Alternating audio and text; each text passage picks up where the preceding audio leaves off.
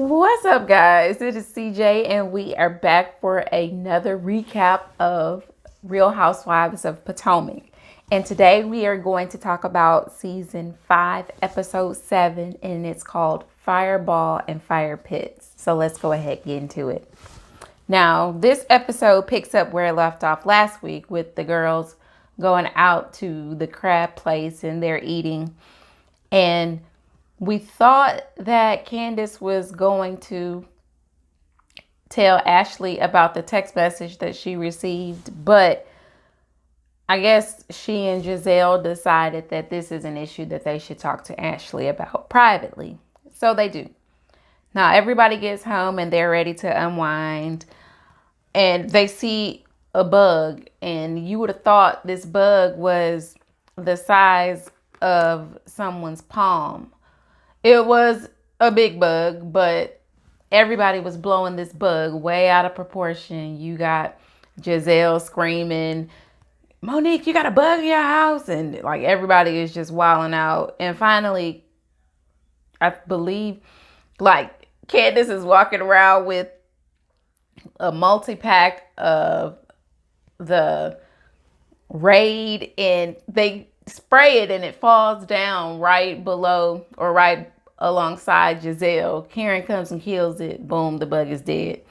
Now, at this same moment, Monique has T'Challa on her shoulder, and he scares the hell out of Candace and Ashley. That was all. I always get a kiki every time T'Challa scares somebody. It's just funny to me.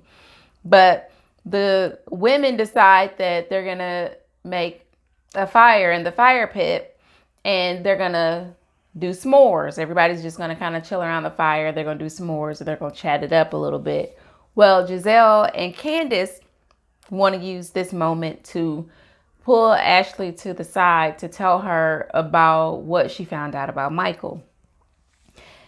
So while they're inside waiting, because Ashley has baby Dean and she's trying to get him asleep and they're waiting for her, Monique comes in and she feels like Candace and Giselle are trying to exclude themselves from the group, when they probably should have just told her that we need to talk to Ashley about a private matter and we'll be out later. But instead, they lie and say, we're figuring something out for your birthday. We're working out a birthday surprise or something. And so Monique knows that it's a bunch of BS, and she is feeling some kind of way about them not participating.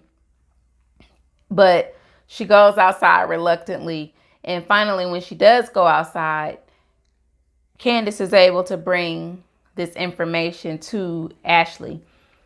Ashley did not really seem to be moved by it, so they kind of left it where it was. But Candace feels like she wanted to work on their relationship, and she wanted to let her know what came to her so that it wouldn't be, any problems in the future. But Giselle, I don't really understand why Giselle had to be a part of it. If all she was going to do, and what she always does, is she brings the tea, but gives it to someone else to serve. Now, all she had to do was just say, well, I wasn't a part of it, but I'm going to stay out of it. But no, she wanted to be in the conversation, but she didn't want to tell her what she saw. She's like, Candace, show her the text. Show her the text messages. But that's Giselle, and we can always expect that from her. But anyway, the ladies are outside, and it's cold, and so, the fire is appropriate. And when Candace and Giselle and Ashley finally do come outside, at this point, all of the other ladies are fairly tired and they're ready to go inside. I believe it was Karen that poked the joke saying, Giselle, you left your girl out here. Your girl was lonely without you. But she was talking about Robin because, they're kind of thick as thieves. But Giselle's like, Robin is grown now. And so they all kind of laughed about it or whatever. But Robin didn't really seem to be broken up about what they were talking about, because I'm pretty sure Giselle probably told her when they went to the guest house for the evening. But it is what it is. So they all go back inside, and Ashley was ready to go to bed with her baby. Giselle had to get up early the next morning, so she was going to retire for the evening, and Robin was going to go with her. So they went to bed. So that just left Karen, Wendy, Candace, and Monique. So they decided to take this party to the basement. They went downstairs to do fireball shots. And so they're downstairs and they are making it seem like Karen is getting lit. Every time you turn around, Karen has a new shot, a new shot, a new shot. So the women are all kind of drinking around. They're kind of bonding a little bit. And Monique is smoking CBD. And they're trying to get Karen to try it. And Karen keeps saying no. And I didn't see, did she try it? Because I might have looked down and did not pay attention. But she starts like talking like all crazy. And she, in her drunkenness, she does try to get Candace and Monique to talk, but this is not the moment for them to do so. And they both agree on that. And so we just kind of tabled that and left it where it was. Now, the next morning, the ladies get up and they're getting ready for their husbands to arrive, because the plan was that Saturday, the husbands came, they would come that afternoon. Everybody would have dinner to celebrate Monique's birthday. They would all kind of congregate for a while and everybody would leave. Well, Monique's Chris gets there first, of course. And as soon as he comes to the door, he's like, "Where's breakfast?" And Monique's like, "That's the first thing you worry about is breakfast." So they're kind of sitting around and having breakfast. That I guess breakfast was catered to. And all the girls are getting ready for their husbands to come. And they all start to gather in the kitchen. And Monique brings up again about how there was a bunch of sidebar conversation that Giselle and Candace, were having during this girls trip. And she didn't like it. And Candace basically wanted her to know that a lot of the things that they were talking about were private and that it didn't need to involve the entire group. Well, Monique was still in her feelings, primarily because she wanted a reason to get at Candace, and it seems like she has used any reason that she can to get at her. So she looked at that as an opportunity to get on her. And she says that she would have told Giselle the same thing, but Giselle was gone, obviously. But Ashley was like, "Well, it was no big deal. The ladies wanted me to know about something that Candace had found out, and they felt that I should know about it, regarding Michael or whatever." And Karen was like, "Okay, well, that's fine and good. If it's something that's private, that's fine. If you want us to know, you'll tell us." Monique still feels like Candace was being messy. She felt like Candace was trying to tell Ashley something to be messy, and that she needs to stop attacking people's marriages. Well, Robin in her confessional feels like, Monique wants Candace to calm down and not worry about everybody else's marriage, because she doesn't want to shed light on Monique's supposed indiscretions against her husband. But it is what it is. And Karen then tells the ladies that she's going to go upstairs to take a bath because Ray is coming and her coochie stinks. I was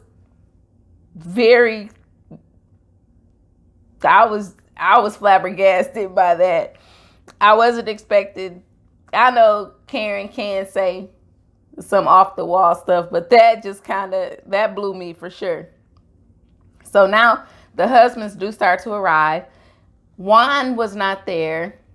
Obviously, Jamal Bryant wasn't there because Giselle wasn't there. Who else was missing? Oh, and Michael.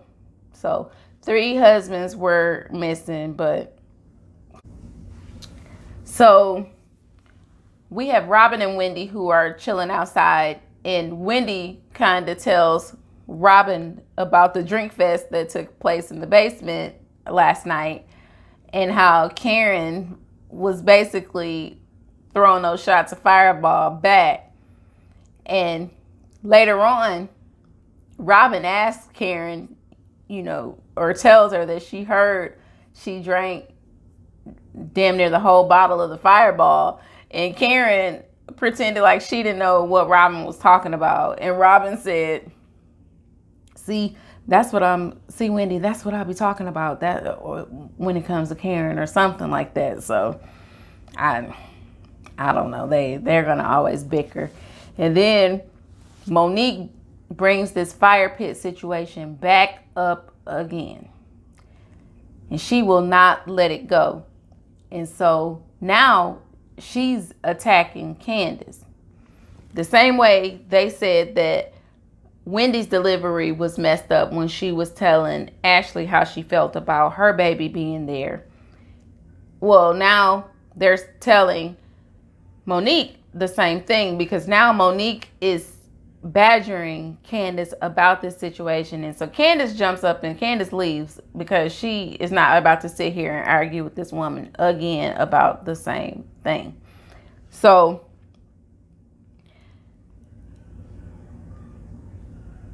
let's see. We get to Giselle and she wins whatever the award was that she was up for. So congratulations to her.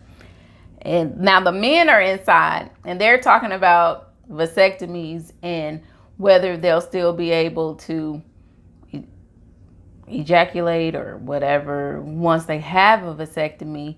So that whole conversation was funny. But then we see Candace. Candace is upstairs. She's packing. She is over this. She wants to get out of there as quickly as she can. So she doesn't want to hold up, any extra time when it's time to go. She's not going to argue with Monique in her home. And so she's just going to let it be what it is. Now, the guys are bringing in the stuff that Chris brought, and they're getting ready to surprise Monique and sing happy birthday to her. So they have like a cake. They've got balloons and all the other celebration stuff. And they're singing happy birthday. And we don't see Candace. Candace is upstairs. Now, I'm upset because this is Candace's favorite song. Candace sings happy birthday to us every season. And she's standing upstairs kind of watching from the sideline. And I'm like, this is Candace's moment to shine because this is her jam. She sings happy birthday every single season. But she wasn't here. She wasn't featuring Monique at that moment. So whatever. So Monique is surprised that, she didn't know Chris was doing it, and that was real cute. And Karen is in the bathroom, and she's saying she doesn't feel well, and she's drinking like a ginger ale or whatever. And I'm thinking, Candace, why do I keep calling Karen Candace? Karen is hungover. She had a little bit too much Fireball, which Fireball is way too sweet for me to constantly take multiple shots. I could probably do 2, maybe 3 at the most, but they were trying to make it seem like she had about 10 plus shots, and that stuff is too sweet, and it would have tore my stomach up. It wouldn't have had me drunk, but it probably would have messed my stomach up. But anyway, they decide before the couples leave that they wanted to play a game. And they wanted to have the husbands imitate the wives. But before they did that, they kind of sat down because Robin and Candace and Ashley, they were all kind of curious to know how Wendy and Eddie met. And they tell them, they met when they were 17 and their mothers did not get along. I guess their mothers were both pretty prominent people where they were from or in their tribes or whatnot, and they didn't get along. And because they didn't get along, they didn't want the two of them to be together. Well, they wanted to be together anyway. And so Wendy's mom had to end up, pretty much accepting the fact that this was who her daughter wanted to be with, and it was what it was. But Eddie's mom they haven't talked to her since they got married. And Wendy tells him, she doesn't know if she will ever forgive his mom for doing her son that way, because she was the one that had to wipe his tears when he cried about his mom not being present. But they seem to be getting along just fine without her, but hopefully that's a relationship that will be mended in the future. But this game was so funny. The husbands, they were imitating their wives. Ray was talking about Karen, he said something about her asking for tea and wanting it now. Chris imitated Candace, and that was hilarious. One minute, she was Miss USA, and then the next minute he flips the switch and he comes in wielding a butter knife, imitating her when she tried to get at Ashley. And so that was funny. Everybody got a good laugh at that. The other Chris, he did something about Monique, something to do with fellatio or something. Whatever it was, I think that most of them found it inappropriate. Some of them got a good laugh. Some of them were like this, but I didn't really understand it. That's just how square I am. I didn't get it. But anyway, so now everybody is getting ready to leave. Robin leaves. You got Ashley and her friend and baby Dean. They're leaving. Giselle was already gone. Giselle left first thing that morning because she had a flight to catch. And when Candace was getting ready to leave, Monique, I don't know if she was playing sleep. I'm guessing she was, because you can still hear what's going on around you, and you hear people getting ready to go. And she just didn't want to acknowledge Candace when it was time for Candace to leave. And Candace, basically just said, this is her last time at that house. She will not be back. And then we fast forward to 24 hours later. We see Ashley. Ashley's in the car with baby Dean, and she calls Michael, and he's really short with her. And, she wants to talk, but he's saying that he's eating lunch and he's going over a document. He's got a 1:30 call with somebody, and he's trying to rush her off the phone, and he's not too interested in talking to her. And she just lets us know that when she got home, they did get into a bit of an argument about the text message. So she kind of, saved face. She didn't want to lead on to the girls that really upset her. So she addressed it when she got home. And when she got home, I guess she found out a little more information, but he still wasn't completely honest with her. And then she tells us that he slept out on the couch and they slept separately that night. But then we start to see this media storm come in with all these different pictures from Gossip of the City. I don't know if it was Media Takeout, but all of these different gossip sites that basically are saying that Michael is cheating on Ashley. He got caught cheating on Ashley.